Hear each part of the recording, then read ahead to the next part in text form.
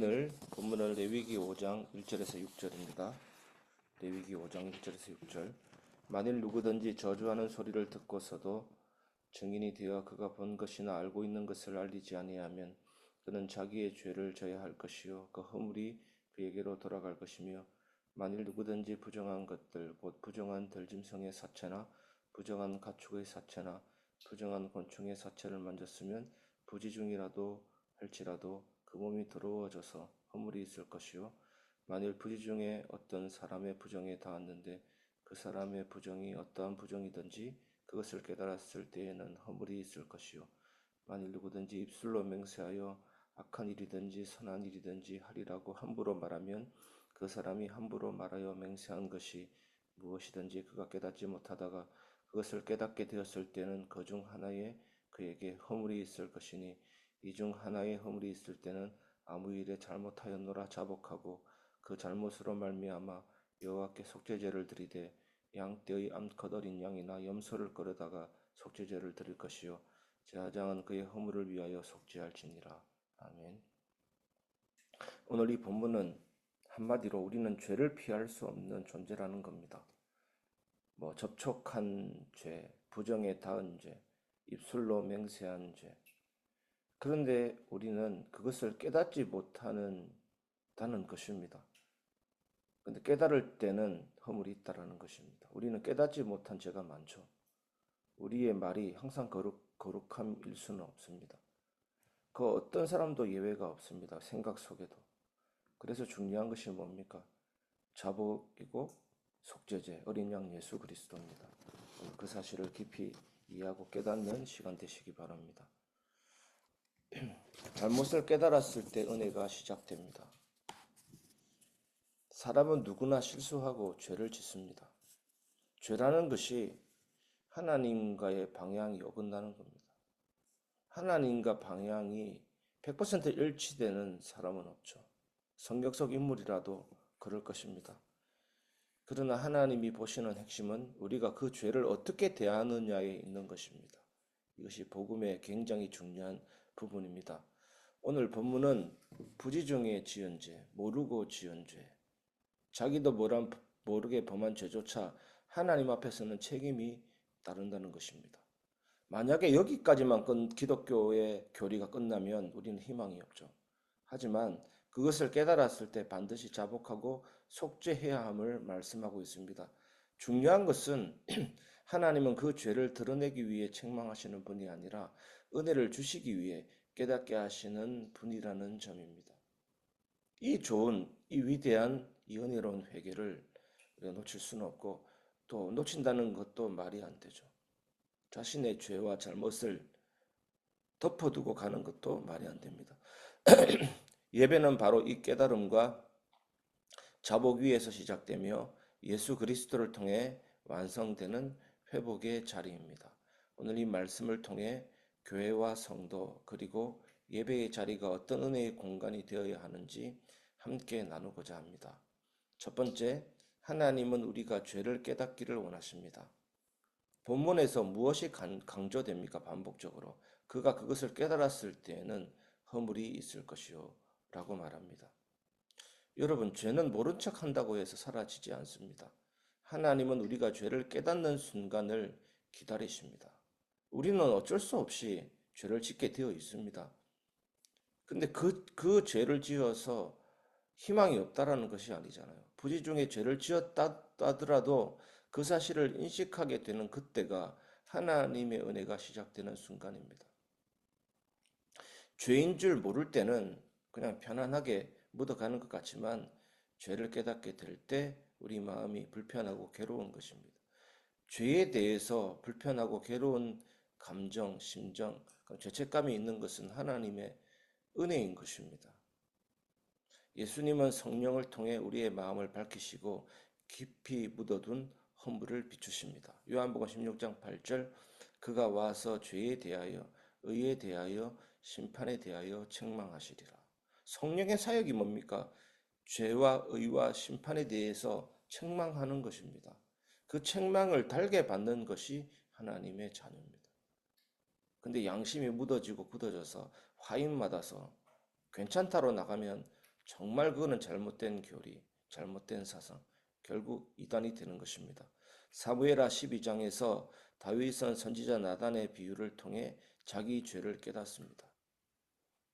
얼마나 괴로워했던지 다윗의 그 모습을 볼 수가 있습니다. 다윗이 죄를 범했다. 그래서 나도 죄를 범해도 괜찮다. 하나님이 용서해 주셨다. 나도 용서받는다가 아니죠. 물론 용서하시지만 죄를 깨닫고 자복하고 통회하고 회개하는 것이 중요합니다. 바로 그 고백이 회복의 시작이었습니다. 교회는 성도들이 이 깨달음의 순간을 경험하도록 돕는 공동체입니다. 말씀과 기도, 성령의 조명 속에서 성도는 진정한 자아를 대면하고 하나님의 긍휼을 바라보게 됩니다. 이것을 하나님이 기뻐하십니다. 오직 하나님의 긍휼만을 바라보는 사람, 주 예수여 나를 불쌍히 여겨 주소서라고 고백하는 사람. 그래서 깨달음은 정죄가 아니라 회복의 초대입니다. 천국 가는 그날까지 회복되어야 되는 것입니다. 천국에 가서는 회복이 필요 없습니다. 완성입니다. 그러니까 깨달음, 자복, 회개, 회복, 이 삶의 연속이 신앙생활입니다. 뭔가 완성에 이르려고 노력하지 마시고 어떤 단계에 도달하려고 하지 마시고 우리는 단지 깨닫고 자복하고 회개하고 회복되는 것만 계속해서 체험하면 되는 것입니다.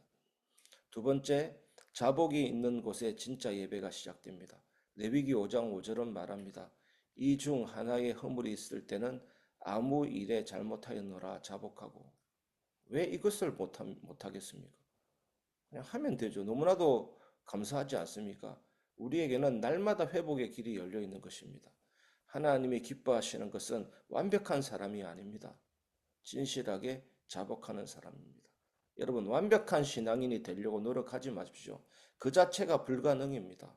하지만 진실하게 자복하는 신앙인이 되시기를 바랍니다. 예배는 자복이 있을 때 진짜 깨닫게 됩니다. 여러분, 바울이 예수 믿은 후에 죄를 안 지었을까요? 끝없이 죄와 싸웠습니다. 로마서 7장에 기록되어 있잖아요. 바울은 슈퍼 신앙인이 아니었습니다.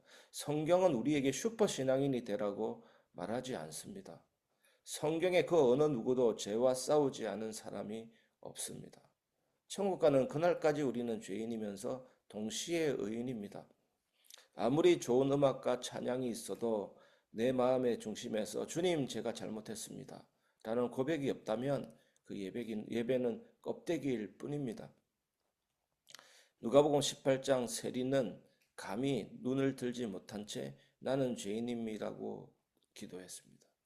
예수님이 이 믿음을 칭찬했습니다. 바리새인들처럼 아무 죄가 없는 것처럼 다른 사람 보는 앞에서 손을 들고 거룩함을 외치는데 그건 껍데기일 뿐입니다.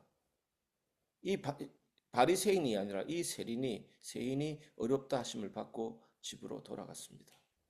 요한일서 1장 9절 만일 우리가 우리 죄를 자백하면 그는 미쁘시고 의로우사 우리 죄를 사하시며. 그래서 신앙생활은 끝없이 용서받는 끝없이 은혜로 회복되는 것이 신앙생활입니다. 목회자는 성도들이 자복할 수 있는 용기를 갖도록 복음을 확실히 전해야 합니다. 여러분 우리 교회에서 설교를 들을 때 예배 드릴 때 복음을 확실히 회개와 자복할 수 있는 은혜가 확실히 임하기를 바랍니다. 교회는 자복하는 이들을 정죄하지 않고 품어야 합니다. 예배는 실패자도 다시 일어설 수 있는 자리, 눈물을 안고도 다시 노래할 수 있는 자리가 되어야 합니다. 여러분 마음이 실망될 때, 낙심될 때, 죄로 인해 마음이 찔릴 때 그때야말로 노래할 때입니다. 은혜를 노래할 때입니다. 그럼에도 불구하고 나를 받으시고 나를 용서하시고 나를 회복하시는 하나님의 은혜 앞으로 나아가야 되는 것입니다. 우리는 자꾸 등 따시고 배부를 때 아무런 문제 없을 때 내 삶이 편안할 때만 예배가 되어야 된다고 생각합니다. 그때가 기도와 예배가 된다고 생각합니다. 오히려 그때는 우리의 진실함이 가려질 수 있습니다. 근데 내가 죄인이라는 것을 깨닫는 그 자리가 가장 중요한 예배와 기도의 자리입니다. 그러므로 낙심하지 마십시오. 포기하지 마십시오.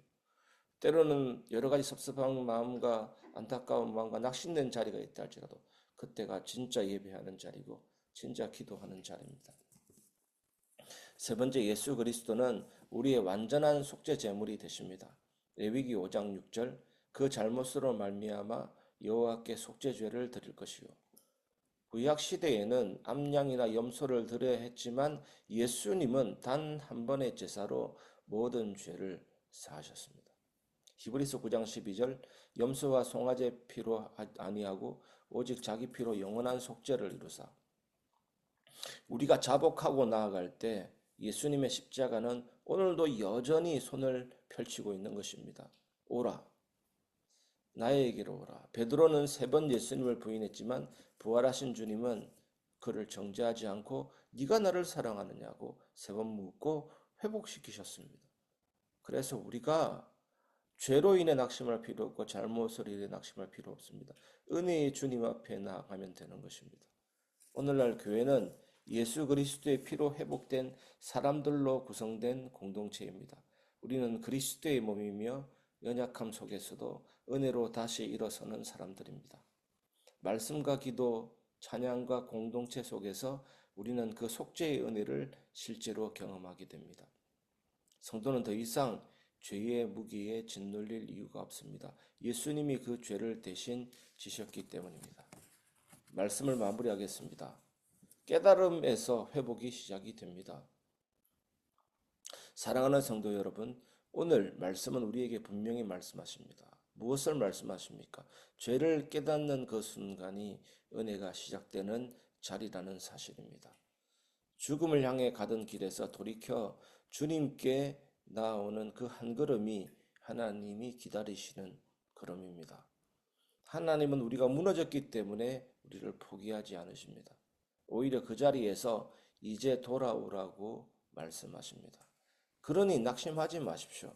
내가 잘못했습니다라는 고백 하나면 회복의 길은 완전히 열리는 것입니다. 축복과 응답의 길은 열리는 것입니다.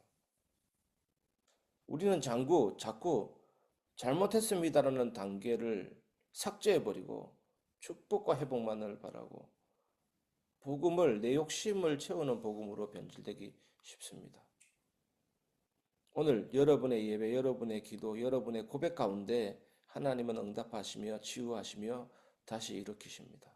잘못을 깨달았을 때 은혜는 반드시 시작됩니다.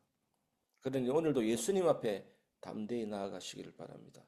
주님은 결코 우리들을 외면하지 않으십니다.